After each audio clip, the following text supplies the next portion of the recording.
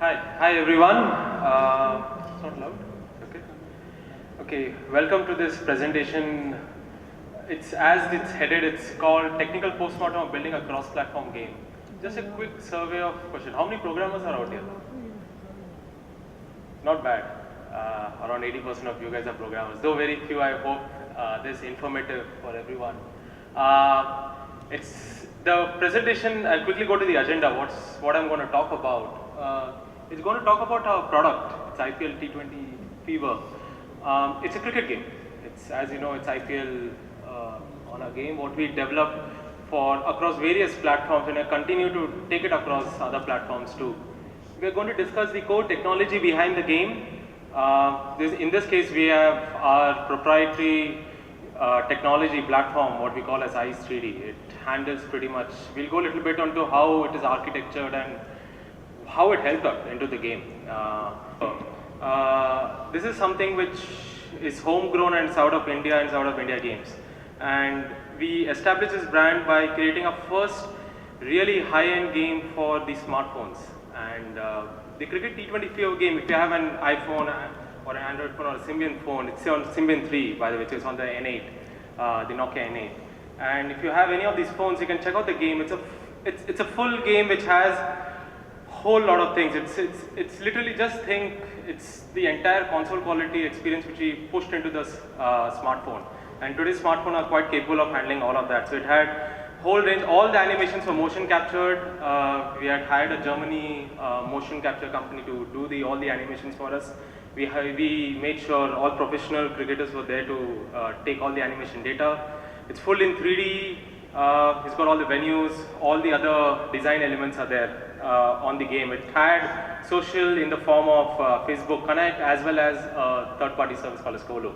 There was a full-on commentary and title track and on a lot of stuff as you will expect in any console title. It was everything inside the game.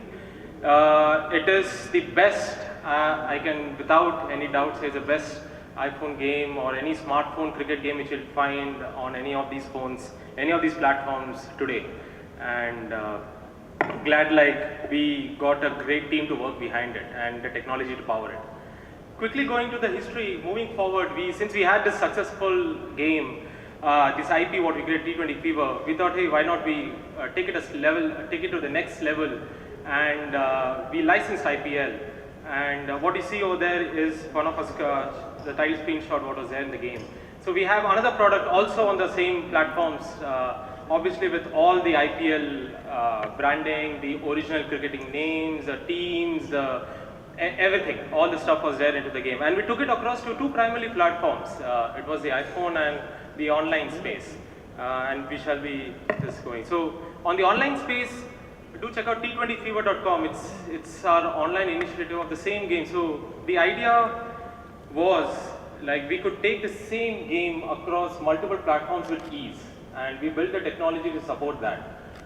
The technology isn't something which is completely revolutionary, as I would say, but it is pretty much basic, and we set it up in the architecture so beautifully set up, like we could take it across multiple platforms with ease, and that's what I'll be explaining a little bit about today.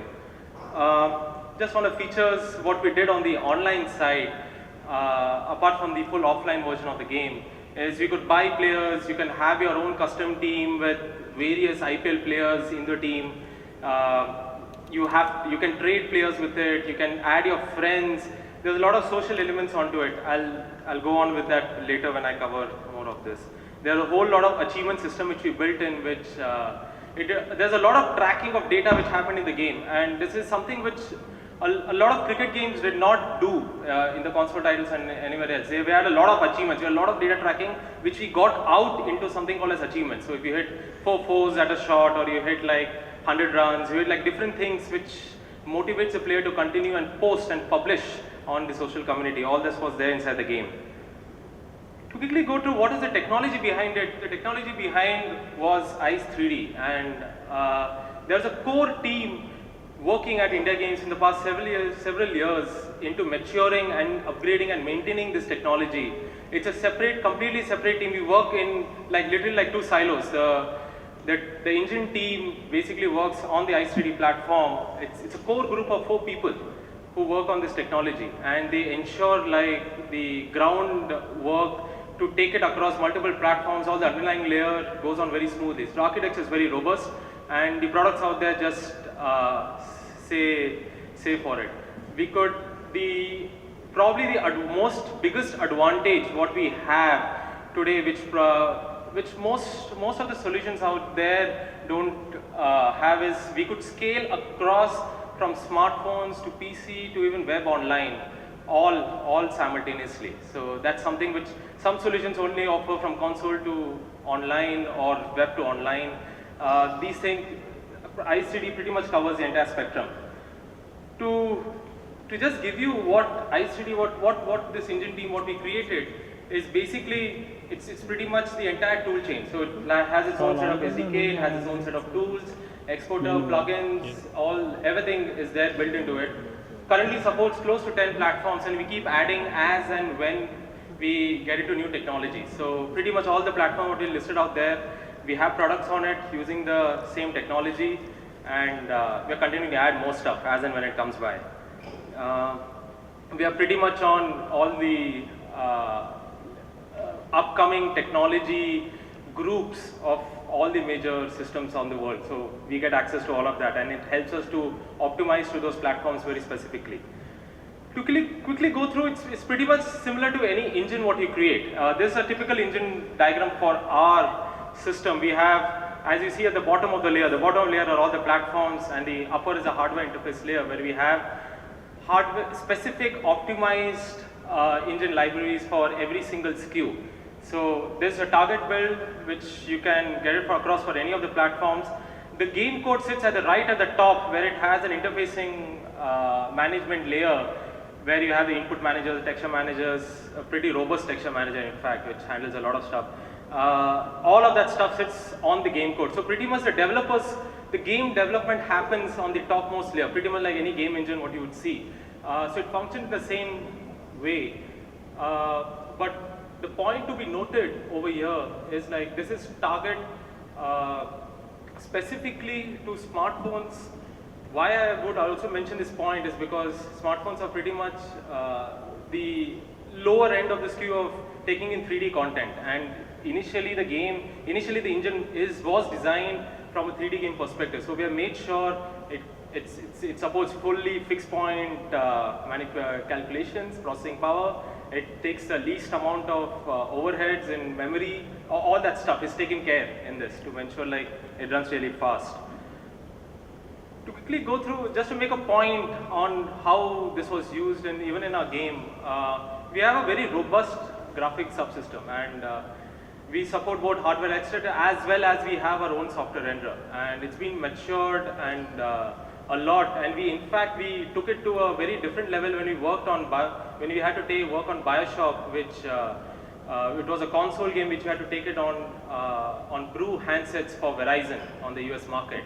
And for the first time we had ensured a 40 MB game on the mobile space, downloadable over the air, and it was a full-on 3D game, and it was literally amazing to see what the results. So even a really low-end handset like a Motorola V3C could handle third-person shooter 3D game out there. You can check out all the videos which are there on the net on it. So just on the specific on this point, the math libraries, everything were optimized for fixed and floating point operations. So if for the Apple platform, it was using all the floating point operations, and if it was any of the native Symbian or anything else, wherever it supported, we could easily switch and go over there. It was highly optimized for lower power and lower memory devices. That's very important in the world we live in the smartphone space. The E3 was an easily scalable architecture to support any hardware.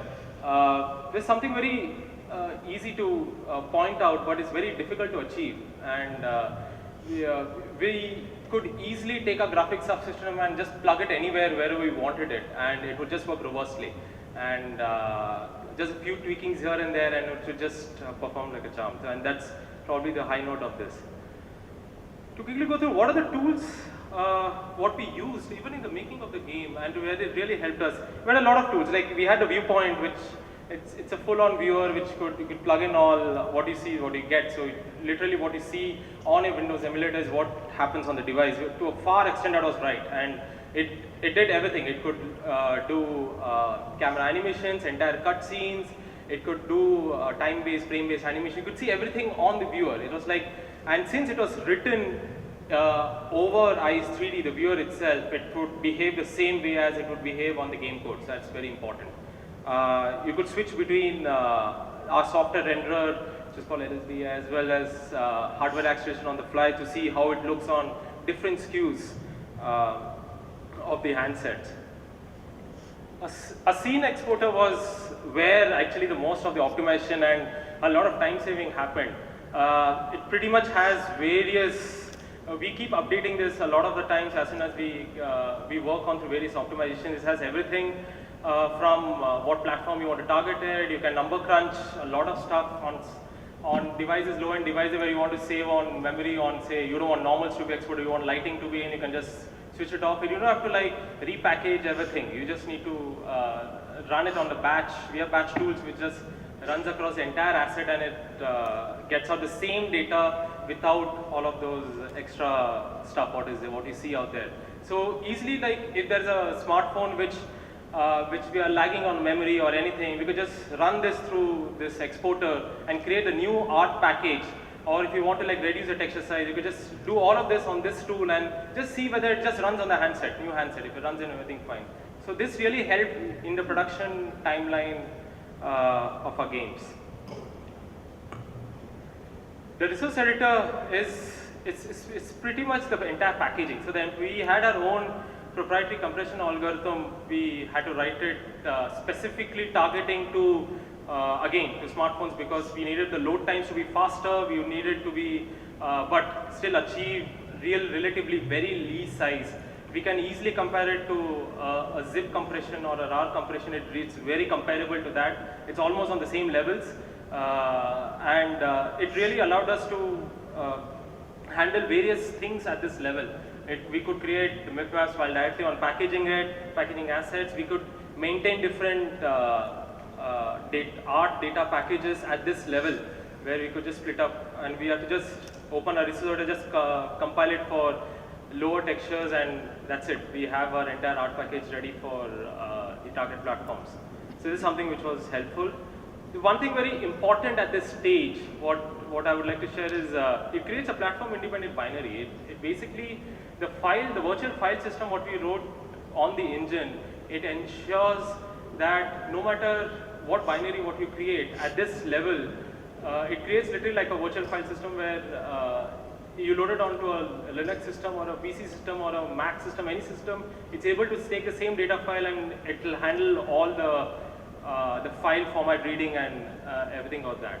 And that happens at this level and not at the loading unloading level. So we don't have to like, when you're target building for any of the platforms, we don't have to take care of our different file manager routines for changing anything. Quickly going to the online space, if you notice over here, before the final game, from the game code to the final game, we developed something called as a plugin, a web plugin called as ICE 3D web plugin, and it's pretty much what I would say. It's a combination of many things. The architecture of this active ICE 3D, it's basically taking the entire 3D game. It allows us to take the entire 3D game and put it inside the web browser. It sounds very straightforward, but there were a lot of challenges to make sure like this went in very cleanly. The idea was not to touch any of the game code what is there. So once the game code is written, say on the iPhone platform,